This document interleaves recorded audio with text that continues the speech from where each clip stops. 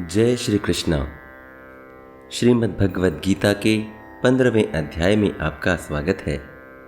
इस अध्याय में क्षर पुरुष अर्थात क्षेत्र तथा अक्षर पुरुष अर्थात क्षेत्रज्ञ और पुरुषोत्तम अर्थात परमेश्वर, इन तीनों का वर्णन करके क्षर और अक्षर से भगवान किस प्रकार उत्तम हैं, वे किस लिए पुरुषोत्तम कहलाते हैं, उनको पुरुषोत्तम जानने का क्या महात्म्य है और किस प्रकार उनको प्राप्त किया जा सकता है इत्यादि विषय भली भांति समझाए गए हैं। इस कारण इस अध्याय का नाम पुरुषोत्तम योग रखा गया है। श्री भगवान ने कहा, आदि पुरुष परमेश्वर रूप वाले और ब्रह्म रूप मुख्य शाखा वाले जिस संसार रूप पीपल के वृक्ष को अविनाशी कहते हैं तथा वेद जिसके पत्ते कहे गए हैं, उस संसार रूपी वृक्ष को जो पुरुष मूल सहित तत्व से जानता है वह वेद के तात्पर्य को जानता है। इस वृक्ष की शाखाएं ऊपर तथा नीचे सर्वत्र फैली हुई हैं और प्रकृति के तीनों गुणों द्वारा पोषित हैं।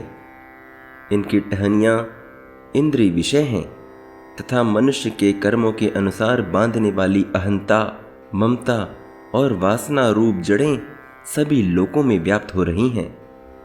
इस वृक्ष का वास्तविक स्वरूप का अनुभव इस जगत से नहीं किया जा सकता। कोई भी नहीं समझ सकता कि इसका आदि कहाँ है, अंत कहाँ है या इसका आधार कहाँ है।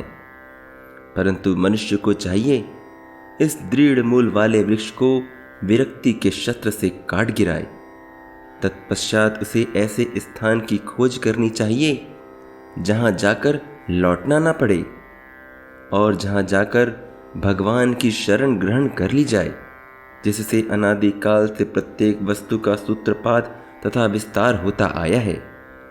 अब परमेश्वर की शरण होकर उसको प्राप्त हो जाने वाले मनुष्यों के लक्षण बतलाते हुए भगवान कहते हैं, जिनका मान और मोह नष्ट हो गया है, जिन्होंने आसक्ति रूप दोष को जीत लिया है, जिनकी परमात्मा के स्वरूप में नित्य स्थिति है और जिनकी कामनाएं पूर्ण रूप से नष्ट हो गई हैं, वे सुख दुख नामक द्वंद्वों से विमुक्त ज्ञानी जन उस अविनाशी परम पद को प्राप्त होते हैं।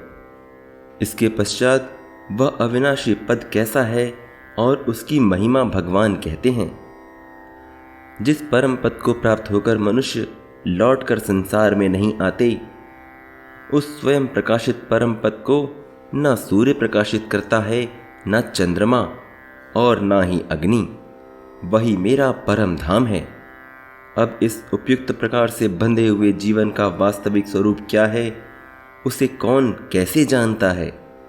इन सब बातों का स्पष्टीकरण के लिए भगवान पहले जीव का स्वरूप बतलाते हुए कहते हैं, इस देह में यह सनातन जीवात्मा मेरा ही अंश है और वही इन प्रकृति में स्थित मन और पांचों इंद्रियों का आकर्षण करता है।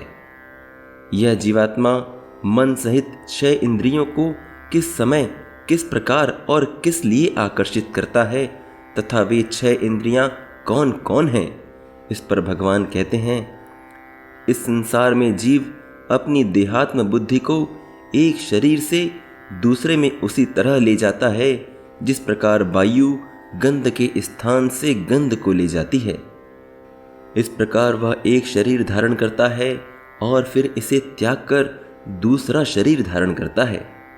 इस प्रकार दूसरा स्थूल शरीर धारण करके जीव कान, आंख, जीभ, नाक तथा स्पर्श इंद्रिय अर्थात त्वचा प्राप्त करता है, जो मन के चारों ओर संपूजित है।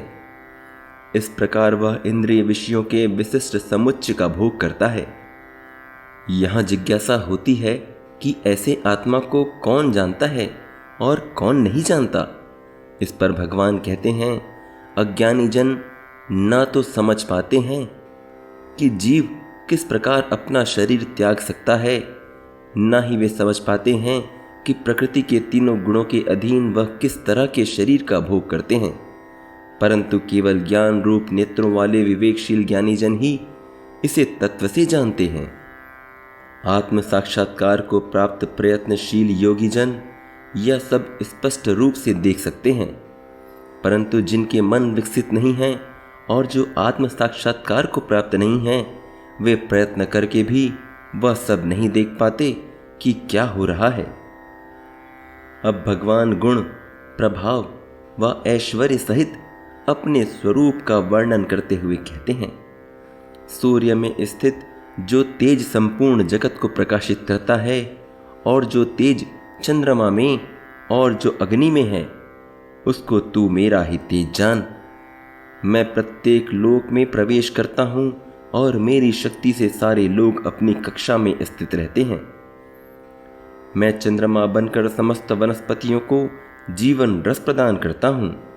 मैं समस्त जीवों के शरीर में पाचन अग्नि अर्थात वैश्वानर हूँ और मैं श्वास प्रश्वास अर्थात प्राणवायु में रहकर 4 प्रकार के अन्नों को पचाता हूँ। मैं प्रत्येक जीव के हृदय में आसीन हूँ और मुझ में ही स्मृति, ज्ञान तथा विस्मृति होती है। मैं ही वेदों के द्वारा जानने योग्य हूँ। निसंदेह मैं वेदांत का संकलन करता तथा समस्त वेदों को जानने वाला हूँ। इस संसार में 2 ही प्रकार के जीव हैं, नाशवान और अविनाशी। इसमें संपूर्ण जीवों के शरीर तो नाशवान और जीवात्मा अविनाशी कही जाती है। इन दोनों के अतिरिक्त एक परम पुरुष परमात्मा है जो साक्षात अविनाशी भगवान है और जो तीनों लोगों में प्रवेश करके उनका पालन कर रहा है। चूंकि मैं क्षर और अक्षर दोनों से परे हूँ और चूंकि मैं सर्वश्रेष्ठ हूँ, इसलिए मैं इस जगत और वेदों में परम पुरुष के रूप में विख्यात हूँ। जो कोई भी मुझे संशय रहित होकर पुरुषोत्तम भगवान के रूप में जानता है, वह सब कुछ जानने वाला है। अतएव हे भरतपुत्र, वह व्यक्ति मेरी पूर्ण भक्ति में रत होता है। हे अर्जुन, इस प्रकार यह अति रहस्ययुक्त गोपनीय शास्त्र मेरे द्वारा कहा गया है। इसको जो कोई जानता और समझता है, वह मनुष्य ज्ञानवान और कृतार्थ हो जाता है। यहां समाप्त होता है गीता का 15वां अध्याय। शीघ्र ही मिलते हैं गीता के अगले अध्याय यानी 16वें अध्याय में। जय श्री कृष्ण।